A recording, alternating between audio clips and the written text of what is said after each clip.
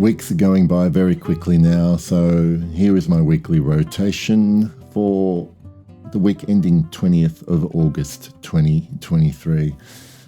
I haven't tried many samples this week, but I did start the week off on Monday with a couple of samples that I've now worn a few times, and I'm forming a little bit of an opinion on. I'm going to start with one called Milky Dragon by Isabelle Larignon, and this was one I did a video months ago about samples or perfumes that I had on a sample wish list. This was one of them, and I was lucky enough to receive a sample when I was in Milan at Exence, and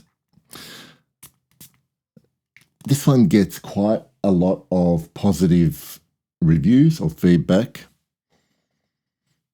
And I find it a really kind of weird mix on my skin. It's without knowing, I don't really know the notes off the top of my head. I don't know them, in fact, off the top of my head. But what I do pick up is this main blend of lactonic and spice. And in fact, Milky Dragon, I guess, is an appropriate name for this perfume, or at least I can see the connection. The spices are warm, sharp. The problem I have with this on my skin is really the lactonic, milky accords that are blended in with it. I can see how this might work for anybody else, because it's definitely a unique, interesting combination. But for my taste and what this does off my skin, it comes off as a very discordant perfume for me. Basically, this combination just doesn't work as an accord for my taste. Like I'm really not finding any sort of connection or pleasure from smelling this, and I don't want to sit here and say that it's not a good perfume, because it is an interesting blend. It just doesn't work for me, and this is where it comes down to purely taste. This what this creates, what comes across to my nose is I can't find of a better word other than discordant. It just doesn't sit right. It doesn't feel like it feels like a part of what could be a better whole. So I don't know. I will try. I'll give it a couple more goes, but I think it's safe to say that I've formed an opinion on this perfume, and unfortunately it seems like I'm in a little bit of a minority when it comes to Milky Dragon. On the other hand, and later on that day, I wore Hiram Green's Shangri-La. This is a 2022 version of Shangri-La. I believe he reformulated an earlier version of this perfume. I'm not too sure if it was because of restrictions to materials or anything like that. My best description of Shangri-La is that it's in line with a long tradition of fruity style chypre perfumes. If you think along the lines of the obvious ones, Mitsuko from Guerlain and Rochas Femme from Rochas, this kind of sits somewhere in the middle of those, or on that spectrum.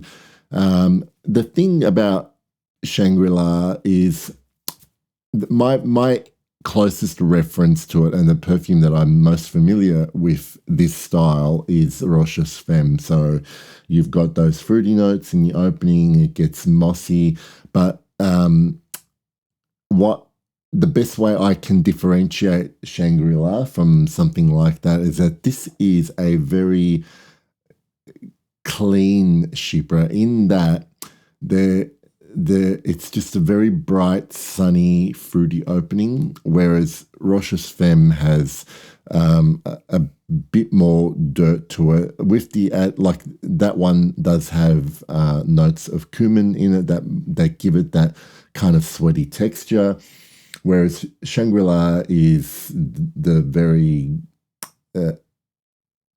clean cut Chypre version. It is lovely and blooming. There is freshness to it, and then it dries down into a very familiar Chypre accord, the mossiness, the florals, and it's just a very pretty perfume, really well made, and I do enjoy it, but given what I already own and what I enjoy wearing, Shangri-La also might be something that I will sample and enjoy, but not pursue further in terms of a full bottle. Tuesday, I wore stuff that I find, for want of a better word, a little bit grounding. I just wanted something to make me feel at ease. And the two perfumes I chose that day were Amber Pour Homme Intense by Prada. The best I can describe this is beautifully clean, soapy combination of myrrh and patchouli. This is one of the loveliest myrrh notes I have tried. The patchouli is a very clean patchouli, almost verging on minty clean. In combination with bergamot, it gives it this really classic amber, classic Prada signature to it, and I just really, really love wearing that perfume. It's one of the easiest things to wear that I have in my wardrobe. Then in the afternoon, I went for something in a similar vein. Well, not in terms of the way it wears. This is Barry Lyndon by Maria Candida Gentile.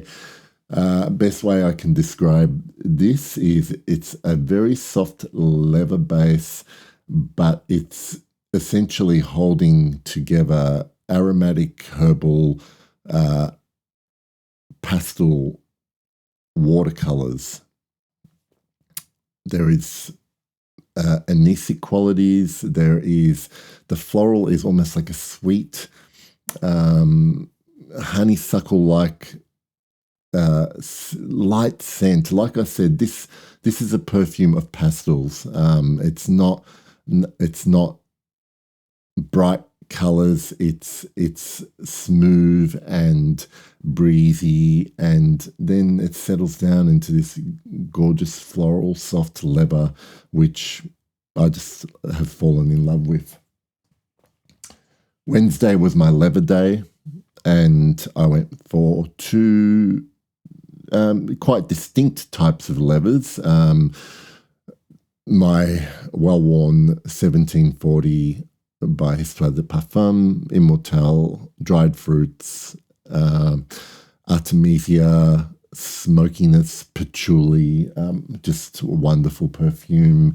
And then I went with Dame by Miscao Parfum. Again, this is a floral leather, but in a more, I guess, what's the word I'm looking for? This really has a vintage feel to it, something that I feel like would sit wonderfully well in the 50s. I love this sort of imagery of well-worn leather makeup bag, if you like. That's what I kind of imagine I would smell if I opened one up. On Thursday, I went with a couple of perfumes that I would best describe as atmospheric. One being the airy, waxy incense of Comme des Garçons to Man. And then the latent thunderstorm approaching heavy atmosphere of My Most Meaningful Relationships by Filigree and Shadow. It's a geosmin based material, petrichor, but it's wet concrete, it's electricity in the air. That's the best. They're the kind of sort of things that I imagine when I'm smelling this one. On Friday, dominated by probably two really good sandalwood perfumes. Sandalwood Cologne by GOF Trumper. This is just a really very simple but beautifully blended light sandalwood, the lightness coming from the citruses in the opening, some spice there, but then it's just this kind of gorgeous melted butter sandalwood that dries down on your skin. And then I went for the spice patchouli sandalwood combination of Heritage EDT by Guerlain. The dry down on this is just spectacular. Yesterday I went to the well, my dwindling decant of Amouage Fate Woman, one of the most amazing symphonic complex compositions that I've ever experienced on my skin. Some people say it is close to the ballpark of Vintage Opium by YSL. I can't speak to that because I haven't smelled Vintage Opium, but if Opium is as good or more spectacular than this, and I really need to try it. Fate Woman is just a wonderful, wonderful perfume. Then something a little bit more refined for yesterday evening. I just had a quiet night at home and I wanted to wear something a little bit classic, familiar, and I went with Bellamy by Hermes.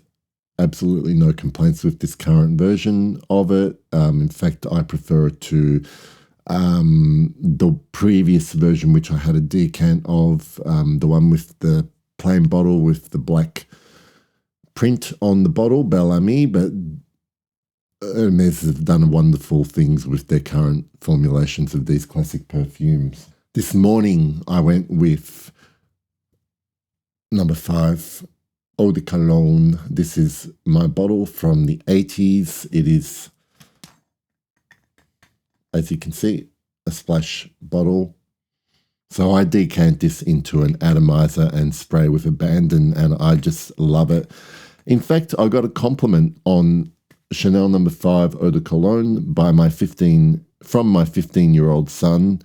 I mean, his compliments basically amount to you smell nice. And I did smell nice, and I always smell nice when I wear number 5 Eau de Cologne.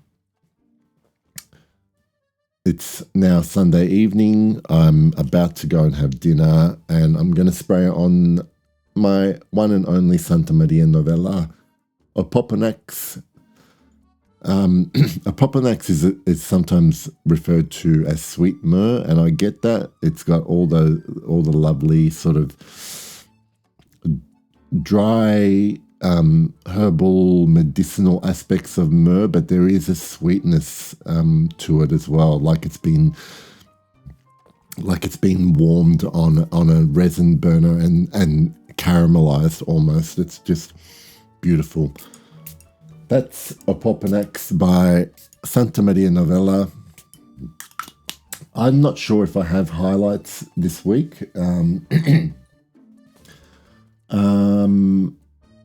I will say that I really enjoyed wearing Amber Porom and my Fate Woman decant this week. It's been a pretty that kind of week for me, but always perfume is my solace and my escape, and I've had, as usual, a week in perfume that I've really enjoyed. I hope you guys are well, and I'll see you soon for another video. Bye.